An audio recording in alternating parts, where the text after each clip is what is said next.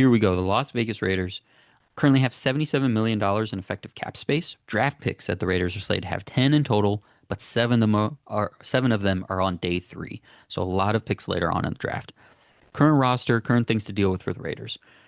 One of the biggest questions of the offseason is what we are doing with edge rusher Max Crosby. And I can tell you we are not trading him. We are getting things straightened out and are going to build around him on the defense.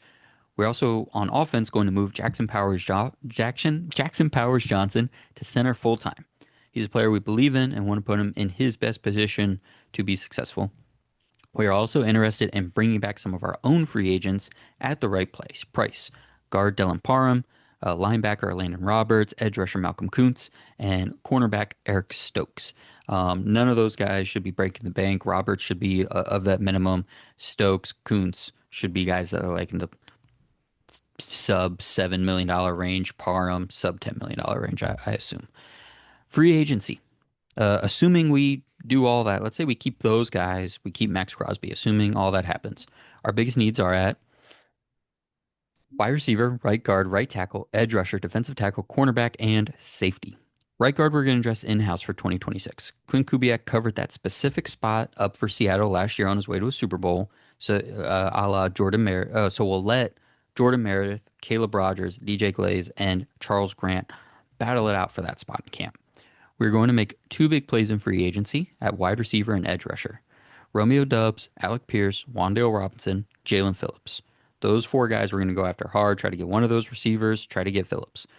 Rashid Shaheed, Boye Mafe, and Tariq Woolen, they're on our radar as former Seahawk players at positions of need that Kubiak will have some familiarity with that we might be able to bring in as well. Those are going to be our secondary wave of guys we're interested in at free agency. I also want to get a higher level backup quarterback that can enter the offseason as QB1 and realistically start games for us this season. So Kirk Cousins is going to be my first phone call, and then Marcus Mariota is going to be my fallback option that I'm targeting. In the draft, we are obviously taking Fernando Mendoza at 1. After that, we have 36 and 67. At 36, I'm looking for a right tackle. Blake Miller out of Clemson or Jennings Dunker out of Iowa. At 67, I'm debating best defensive player available or a wide receiver. We have a big gap between 67 and our next pick at 102, and I'm worried we could miss on a difference-making wide receiver if we wait until 102. So this will most likely depend on how free agency goes. If we can fill out the defense with enough pieces via free agency, I'll feel more comfortable going 3 straight picks on offense. But if we nab Pierce and Shaheed, for example, but only Phillips in free agency, then I'd lead an offender here. But definitely prioritizing a future right tackle at 36. On day 3, I'm filling out the defensive roster and just seeing kind of what sticks. I'll just throw names in the hat basically with those 7 day 3 picks. So Ben, take whatever point of view you want here. The main things are I'm trying to bring in some of my own guys back for cheap. I'm hitting wide receiver and edge rusher heavy in free agency, but then I'm hitting right tackle, quarterback, and possibly wide receiver again heavy in the draft. What do you think about this plan for the Raiders? Yeah, I like this plan for the Raiders. A lot of detail there, right? I mean, man, you covered probably 40 different players and, every position on the team there. So it's a lot of detail, but generically, I like the plan. The biggest thing that stood out to me is that you were emphatic about keeping Max Crosby, and I have that same emotion. I mean, I really do.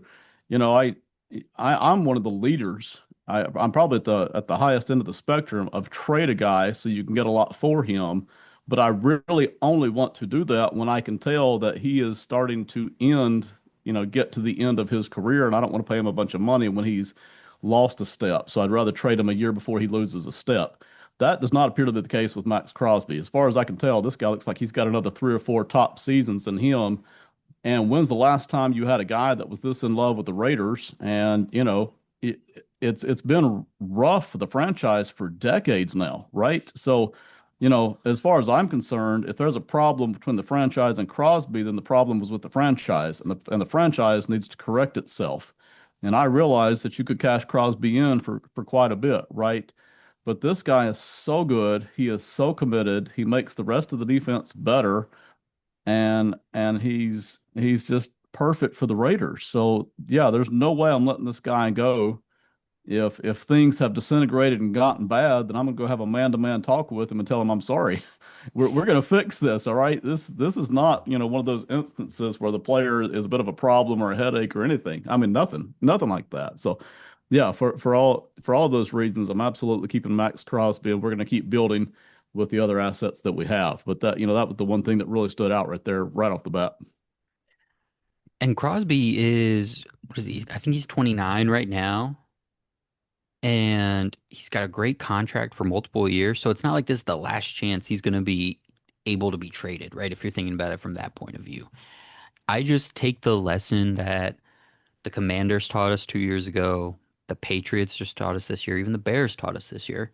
When you get the right young quarterback in and the right coach and play caller combo with him, things can turn around fast. And if I've already got a Max Crosby in the building when that happens, then that's one less thing I need to do later. Even if he's not, and it's not like the version of Max Crosby that like loses a step, I don't think makes him a dramatically different player. So if you're like, oh, well, this defense won't be ready for 2 years and he's not going to be the same player. Well, it's not like he's an 18 and a half sack a year guy and now I'm going down to 14. He's a 12, 13, 14 sack a year guy, but it's everything else about him that makes him special. And even that is going to be a guy like what Khalil Mack is right now for the Chargers, right? And he's 6 years older than Crosby. So if I've got that kind of runway and Mack is still the player that's going to get $20 million in free agency this season, um, yeah, I'm just gonna hang on to him. Peyton almost convinced me to let go of Crosby, and even writing this up, I was like, man, that's a lot of picks you don't have there between 67 and what 102 or whatever I said. But um, yeah, that's a player I want to have instead of getting so close and being like, I wish I had a Max Crosby. It's so rare that franchises even have a heart and soul player. I mean, even the good franchises don't typically have a guy right off the bat. It's about 50-50 that you just know this is the guy that the fans and everybody just, identifies with. But that's Max Crosby, and it's for the Raiders of all teams.